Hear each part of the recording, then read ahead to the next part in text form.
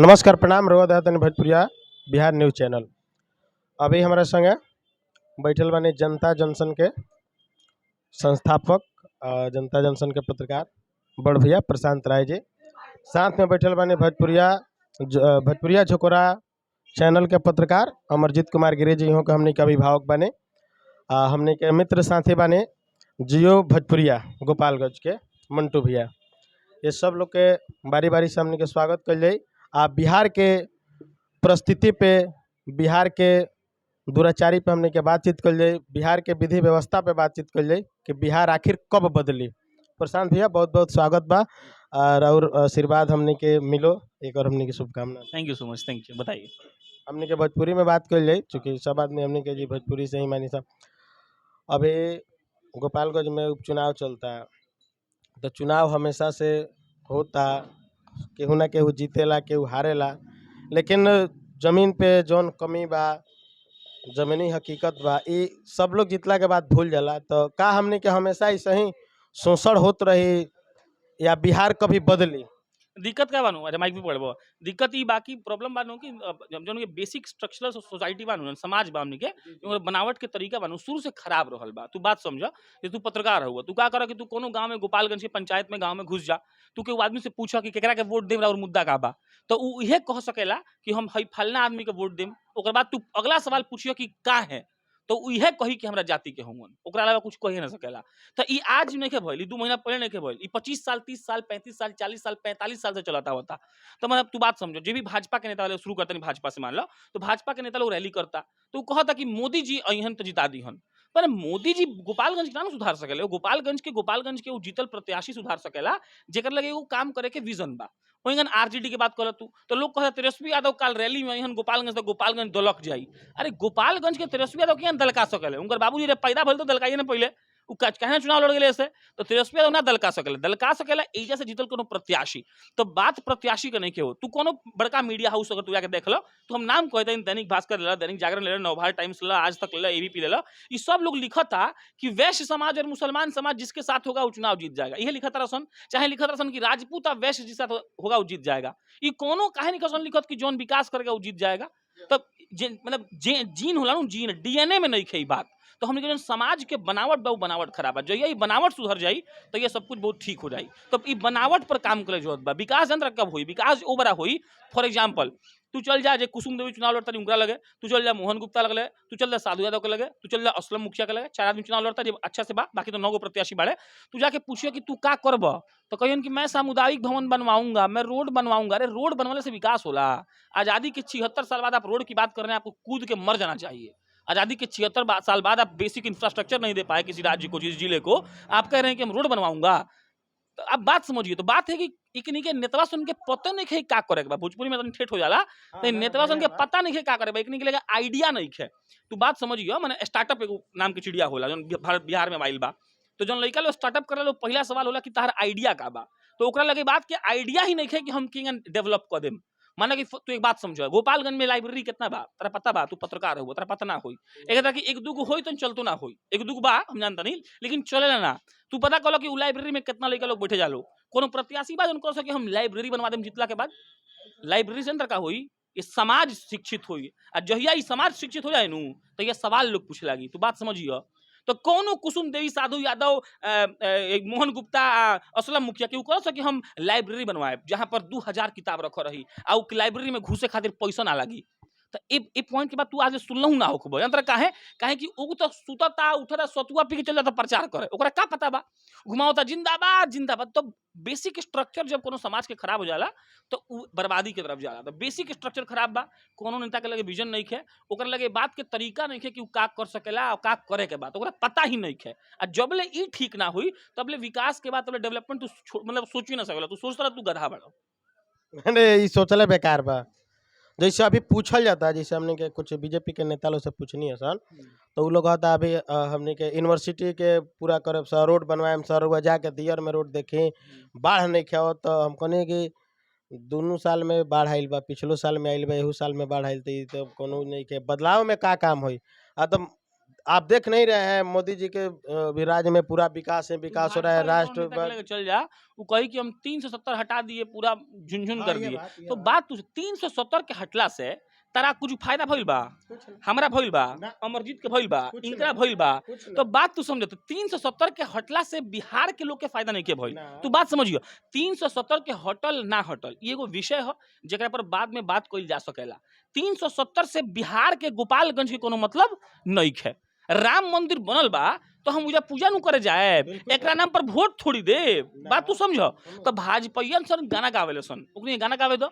मतलब देखो पता बाबा, बिना विजन के जो नेता होला नु उ तरह के नर्क में ले जाला।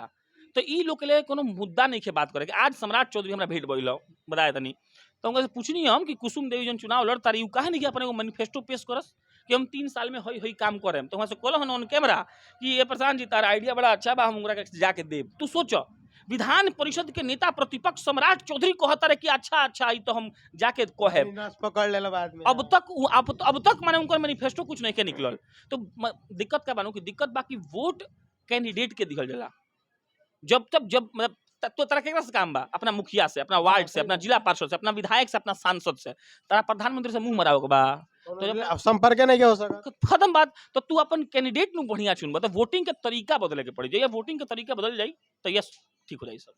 जैसे बाबा अभी हमने के बानी अभिभावक है यहाँ के, तो यहाँ के अभी कुछ दिन पहले अपन एगो आंदोलन जारी कैले रहनी है गोपालगंज बचावे के। तो यहाँ के भी चर्चा करतनी सब विषय पर।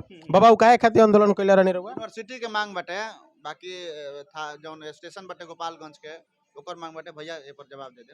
यहाँ के माने मांग कैले रहनी कि जिला गोपालगंज भाई गोपालगंज जिला के द्वारा हुंकार दल के द्वारा लगातार एकर प्रयास कइल जाता। ओमे हमहू एगो हमरो आंदोलन रहे कि यूनिवर्सिटी के साथे साथे स्टेशन जौन के गोपालगंज स्टेशन बा लंबा दूरी खातिर ट्रेन के व्यवस्था होके के चाहिए। माने बाबा को वीडियो में हम सुनले रहने इस तरह के ये सब तमाम बात रहे कि गोपालगंज जिला 3-4 गो मुख्यमंत्री दिले बा, अभी तक जैसे कोनो दिल्ली जाए वाला गाड़ी नहीं खे, इस तरीके के तमाम मतलब जमीन से जुड़ल समस्या रहे। तो ऐसा इतना लोग के रहला के बाद बात समझ। तू गोपालगंज में एगो डेटा है कि रोज कम से कम 70 गो जनसभा होता, छोट मोट 70 गो 70। तू 70 जनसभा के पेम्पलेट पोस्टर जाके देख लिया, कहीं भी लिखल ना मिली कि गोपालगंज से दिल्ली के ट्रेन काहे नहीं मिलता है, कहीं लिखल ना रही कि गोपालगंज में यूनिवर्सिटी काहे नहीं है, कहीं लिखल ना रही कि 3 साल में डिग्री काहे नहीं कंप्लीट हो। बात समझ, मुद्दे नहीं है। मुद्दा ई बा कि सुनो, सुभाष सिंह के पत्नी राजपूत हई, तो राजपूत ब्राह्मण के लड़वा देवे के बा, तो वोट केंगा ना मिली। तेजस्वी यादव यादव होवन तो बनिया के काट लेवे के बा। साधु यादव तो दियरा में यादव सन के पूरा सामुदायिक भवन बनवले बड़े। तो मतलब बेसिक जो माइंडसेट मानू उहे खराब बा। तू बात समझो, मतलब ये सवाल कहीं हइये नहीं है कि ट्रेन काहे नहीं खे मिलत। तू बात समझ रहो, गोपालगंज के 70% लड़का लखनऊ, पटना, दिल्ली, कलकत्ता, चेन्नई, बेंगलोर हेंगन घूम के गोल गोल चले भारत उजा पढ़े सन, लेकिन वो ट्रेन पकड़े चला सन सिवाना गोरखपुर। तू बात समझो। ओकरा बाद लालू यादव एजा के मुख्यमंत्री रहले, 15 साल बिहार पर राज कैले। बात समझो, उनकर बेटा दूसरा हाली उप मुख्यमंत्री बनल बाड़े, 2 हाली नेता प्रतिपक्ष रह चुकले, लेकिन आज तक बड़ी लाइन हमनी के यहाँ ना आ पाई। बात तू बुझ लो। लेकिन एगो बात तू बतावो, हमरा से तू पूछता तो ठीक बा, हम का हई, हमें घूमत आनी लोग के तावले अनुभव हम बताए तनी। तू गांव में जाके बात पूछो, बाबा के कोनो कहिया नो कि बे ई छोड़ो ना हटावा, सुभाष सिंह जाति के उंगरे के देव, ए यादव जी हई हम तो तेजस्वी के देव। तू बात बुझ रहा। तो ई बेसिक इंफ्रास्ट्रक्चर के मुद्दा हइये नहीं है। लोग ए बात पर वोट नहीं खे देत। लोग ये बात पर वोट देता कि हमरा खातिर के हमार जात के बा, हम ओकरे के वोट करेम। ई सोचे के प्रोसेस बदले के बा। ये अगर प्रोसेस ना बदली नु तब ले कुछ ना होई। यही खतरा कि हम आता ई वोट देके के विधायक नहीं चुना सकत। मतलब मास लीडर एगो शब्द होला नु, मास लीडर माने जनता समूह का नेता, जन समूह का नेता। तो जन समूह जब आवाज उठाई तबे नेता सुनी। ट्विटर पर कोनो चीज ट्रेंड करेला तो ओइ पर बयान आवेला, काहे आवेला? एते कि ट्विटर पर सरकार के नजर बा।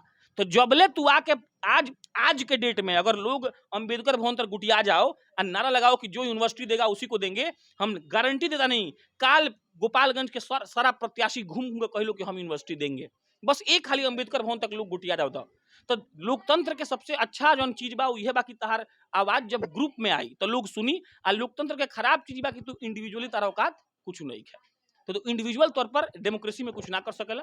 और जब तू डेमोक्रेटिक स्टेट में रहता रहा तो उजा तारा ई बात के प्रूव करे पड़ी कि हाँ हमारे लगे आवाज बा, तो हम संगठित आवाज उठाए तबे कुछ होई। इनकरा हमरा तारा कर कुछ होके वाला।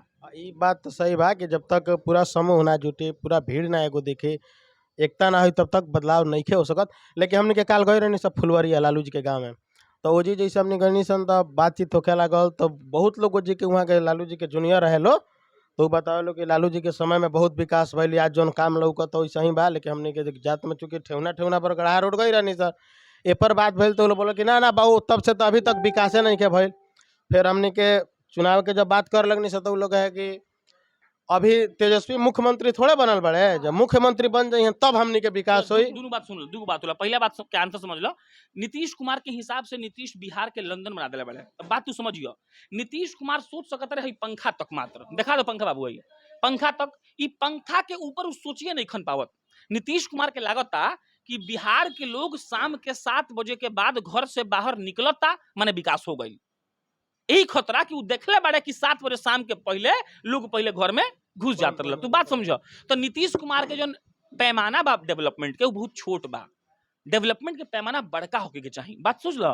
तो पहला बात ये बा, तबे उ लोग कहता कि डेवलपमेंट हो गया। दूसरा का बात ही बा कि तेजस्वी यादव चाहे नरेंद्र मोदी चाहे कोनो नेता के बात कर लो, तू क्योंकि समर्थक से बात करबा तो यह कही कि हमारे नेता भी थोड़े बड़े है, चाहे उनके में कौन दोष निकाल दी तो ओकर कोनो जवाब कुछ ना हो सकेला। उ थेथराई कहला, माने खूब बढ़िया भोजपुरी भाषा में थेथरा ओलाऊ।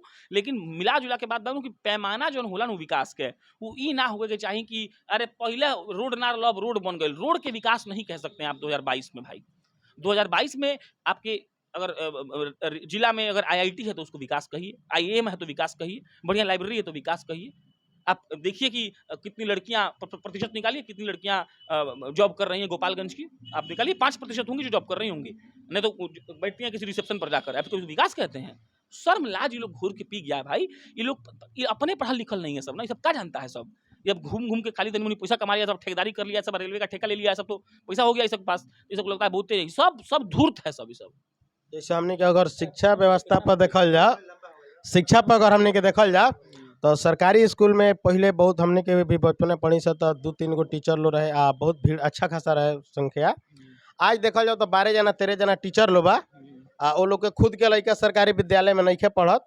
हालांकि पहले हमने के संगे मास्टर साहब लोग लड़का के अपना घर परिवार के बच्चन के लेके आवे, आज वो चीज नहीं है। मुश्किल से विद्यालय में 10 गो से 5 गो लड़का बड़ा सर। सब एक सोच का, संगठित सोच का कमी है भाई। आपको समझा देते हैं, पूरा ध्यान से समझिएगा इस बात को। देखिए दिल्ली का स्कूल काहे बढ़िया हो गया, या कोई भी सरकारी स्कूल काहे बढ़िया होता है, या फिर आपके मास्टर साहब जब आपको प्राइवेट वाले पढ़ाने आते हैं ट्यूशन देने तो काहे बढ़िया पढ़ाते हैं। पहला बात होता है उनको आप उचित पैसा देते हैं। हाँ, दूसरा बात होता है कि जब मास्टर साहब आपके प्राइवेट वाले आपको पढ़ा कर चल जाते हैं ना, तो आपकी माई आपकी बाप आके आपसे पूछता है कि मास्टर साहब का पढ़ैलहन।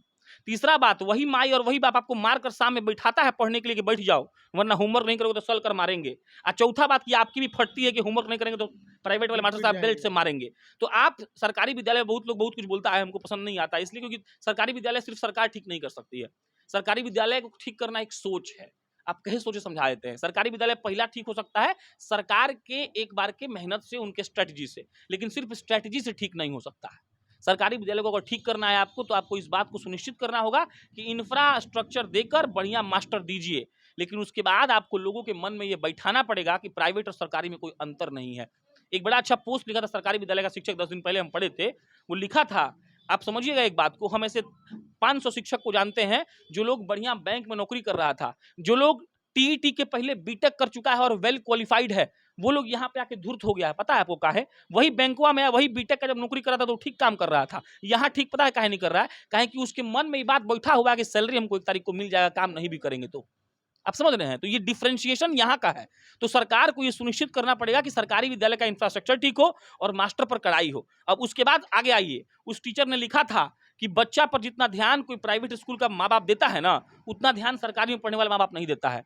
जो लोग चट्टी का बोरा लेके पढ़ा, अगर यहाँ पे कोई बैठा हुआ हो तो सोच लीजिए, याद करिए अपने उस दिन को। आपकी माँ आपसे पूछती नहीं होगी, पता है क्या? मैक्सिमम अगर सरकारी विद्यालय का कोई बच्चा होता है, मैक्सिमम उसकी माँ बोलती है कि अब पढ़ने बैठ जाओ। लेकिन वही प्राइवेट वाला मास्टर पढ़ाने आता है तो उसका झूठे कॉपी चेक करता है, सब झूठे बोलता है। मास्टरवा आता है तो झूठे बोलती है मम्मी के, ये नहीं किया होगा टास्क ना, गाँव में टास्क करते हैं, बहुत मार मारिएगा। तो यहाँ पे पेरेंट्स का इन्वॉल्वमेंट होता है, बात समझिए आप। तो याद रखिएगा, संगठित विकास एक बहुत बड़ा मतलब होता है। आप और फॉर एग्जांपल बात समझिएगा, जैसे हम जनता जंक्शन के फाउंडर हैं। जनता जंक्शन में 25 लोग काम करता है, हम अकेले जनता जंक्शन को नहीं चलाते हैं। जनता जंक्शन का व्यूअरशिप पिछले महीने 24 करोड़ था, तो 24 करोड़ लोग सिर्फ हमको नहीं देखता भाई, 25 लोग हैं। और हम अगर यही काम करें कि माइक लेकर अकेले दौड़ने लगे तो क्या मेरा रीच उतना हो पाएगा? आज हम यहाँ बैठे हैं, हम वीडियो बनाते हैं, वीडियो ऑफिस भेजते हैं, पटना का लोग उसको एडिट करता है, डालता है, पूरा सिस्टम देखते रहता है, तो एक टीम है ना जी। तो हम संगठित हुए, तो हमने एक संस्था बनाया।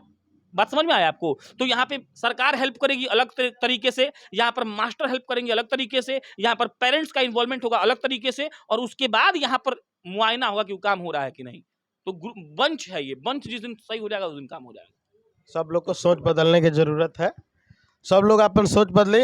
बिहार के बदलाव खातिर हमने सब आदमी के, पत्रकार साथी के भी, विशेषकर बिहार के जनमानस के एक होके के पड़ी। अपन अपन सोच बदल के बदलाव के तरफ काम करे के पड़ी। बिहार जरूर बदली। मान लिहल जाई तो हार बार, ठान लिहल जाई तो जीत मिली। चलिए नमस्कार, फिर मिले नई पहल के साथ।